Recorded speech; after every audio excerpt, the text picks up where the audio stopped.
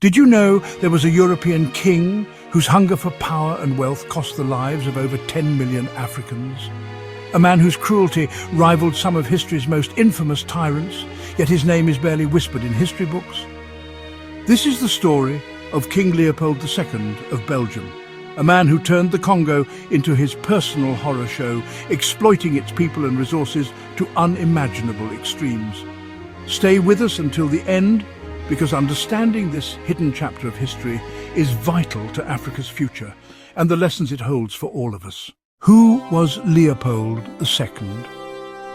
Leopold II, born in 1835 in Brussels, Belgium, was the second king of the fledgling nation of Belgium. Unlike his father, King Leopold I, who focused on consolidating Belgium as a nation, Leopold II was obsessed with expanding Belgium's influence on the global stage. He wasn't content with ruling over a small European country. He wanted colonies, big ones. Leopold was a shrewd and ambitious man, often described as calculating, manipulative, and unrelentingly driven. While other European powers like Britain and France had vast colonial empires, Belgium had none. This lack of imperial holdings didn't sit well with Leopold. He believed Belgium needed colonies to compete economically and politically with its neighbours. At first glance, Leopold appeared to be a benevolent ruler. He marketed himself as a visionary, advocating for progress, trade and civilization. But as history would reveal, his vision for Belgium's glory came at the expense of unimaginable suffering for the people of Congo. Before the arrival of European colonists, Africa was a continent of vast and diverse civilizations. From the pyramids of Egypt to the powerful kingdoms of West Africa, the continent had a rich history of governance, trade and innovation. The Congo Basin, in particular, was a land of abundance. With its sprawling rainforests, fertile lands and rich deposits of minerals, it was a treasure trove of natural resources. The people of Congo were not living in a void. They had complex social structures, thriving trade networks and a deep connection to their environment. Kingdoms like the Congo and Luba had systems of governance and economies that flourished long before the arrival of Europeans. However, this thriving land would soon become the stage for one of history's darkest chapters. Why Leopold targeted Congo? Leopold's interest in Congo began in the late 19th century when Africa became the focal point of European colonial ambitions during the Berlin Conference of 1884-85. The conference, attended by major European powers, aimed to divide Africa among them, ignoring the sovereignty and well-being of its people. Leopold's representative at the conference managed to secure a massive piece of land, Congo. He cunningly presented his mission as one of philanthropy, claiming he wanted to end the Arab slave trade and bring Christianity to the region. In reality, Leopold saw Congo as a business venture. With its abundant ivory and, later, rubber, Congo represented an opportunity to amass unimaginable wealth. But instead of establishing legitimate trade, Leopold decided to turn Congo into his personal fiefdom, naming it the Congo Free State.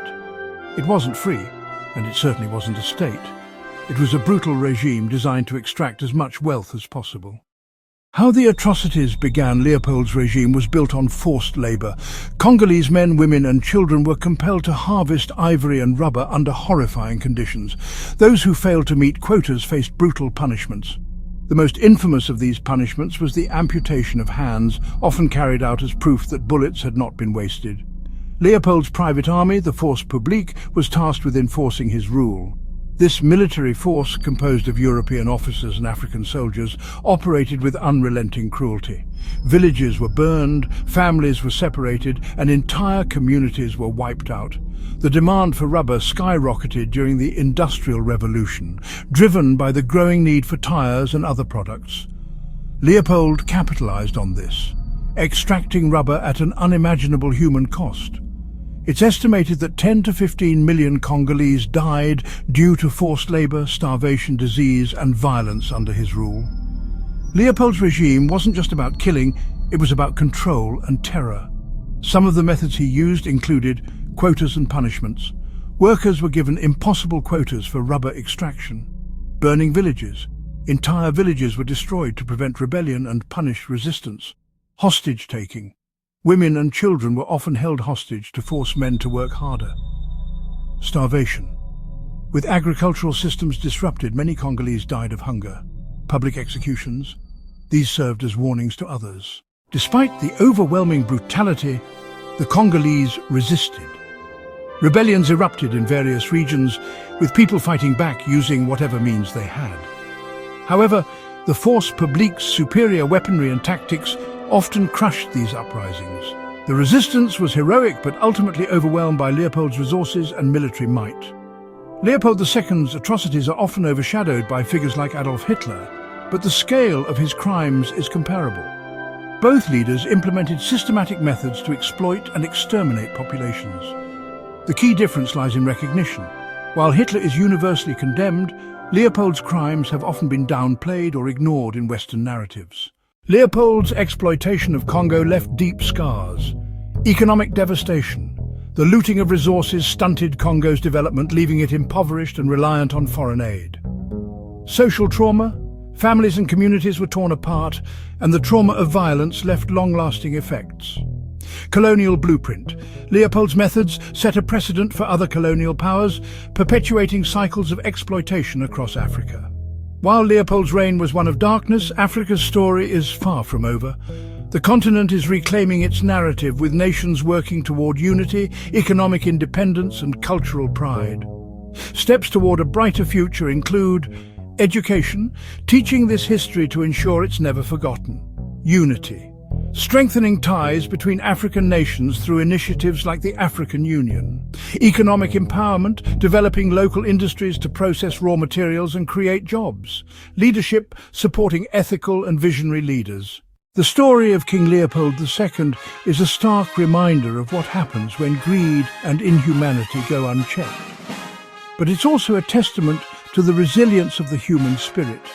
Africa has endured unimaginable suffering, yet it continues to rise. Let's honor the memory of those who suffered by building a brighter future. If this story moved you, share it with others. Leave your thoughts in the comments, and don't forget to hit that subscribe button for more powerful stories about Africa's past, present, and future. Together, we can ensure that history's lessons fuel progress and justice for generations to come.